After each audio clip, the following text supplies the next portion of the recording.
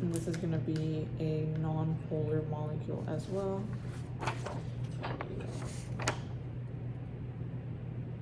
That's what it looks like. So I'm gonna use, I ran out of yellows. So I'm gonna use purple as oxygen and a red for sulfur.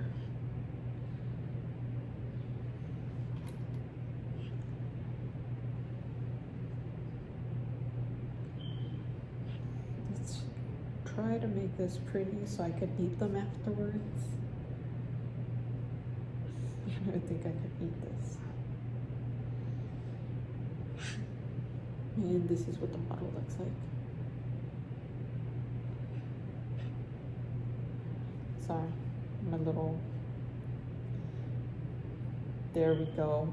So that's the sulfur and these are the oxygens. So there's that one.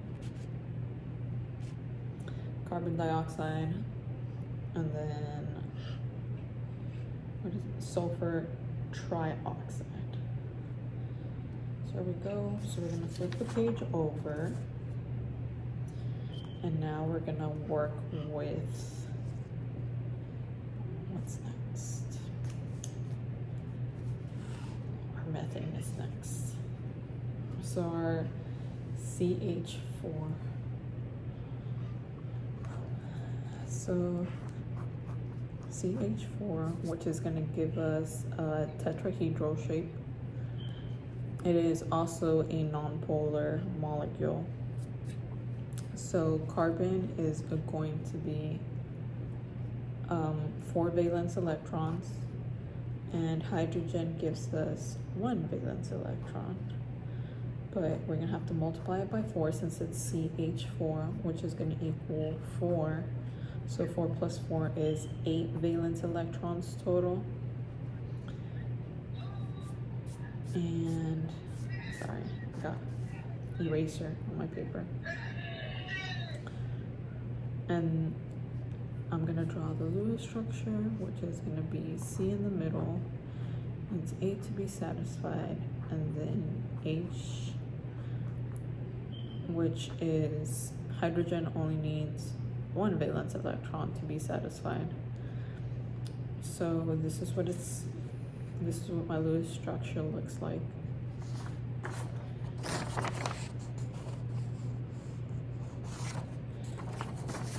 Oh, and I forgot to mention. So this is gonna be the bond angles, which is 180.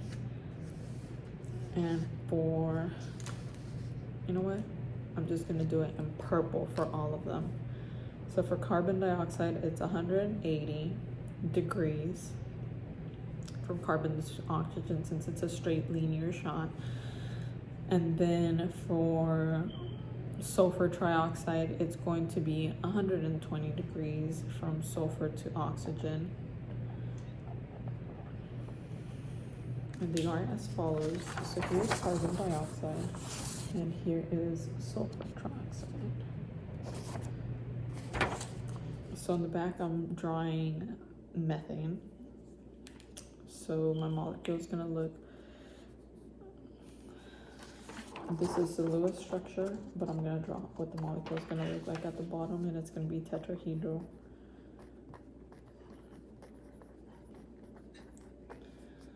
And it's going to be as follows. I'm gonna draw it in orange. So it's going to be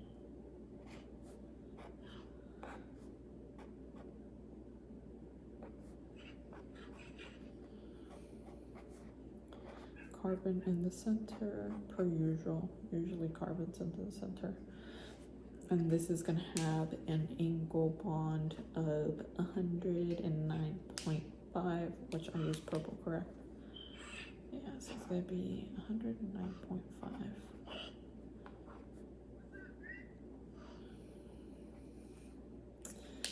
And then for this one, carbon is actually negative, so we're gonna do that in green. So hydrogen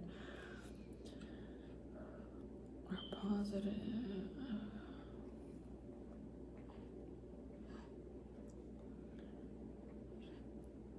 And carbon is negative, so it's going to be pulling in. So our polarity arrows are going to be going towards carbon. I'm going to draw them in blue, so that way it's clear to see. Sorry, I don't have anyone to hold the camera for me, so you can't see as I'm drawing it.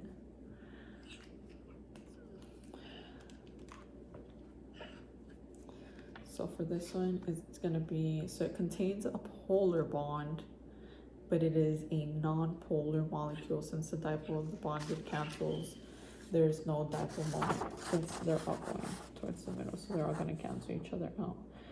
The angle bond is 109.5, and this is for methane, as I said. It's a tetrahedral shape.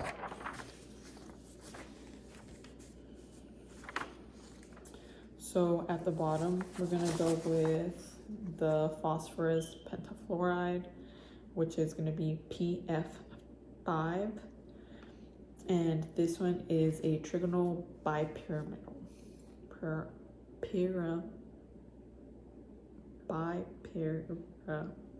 Middle. Sorry.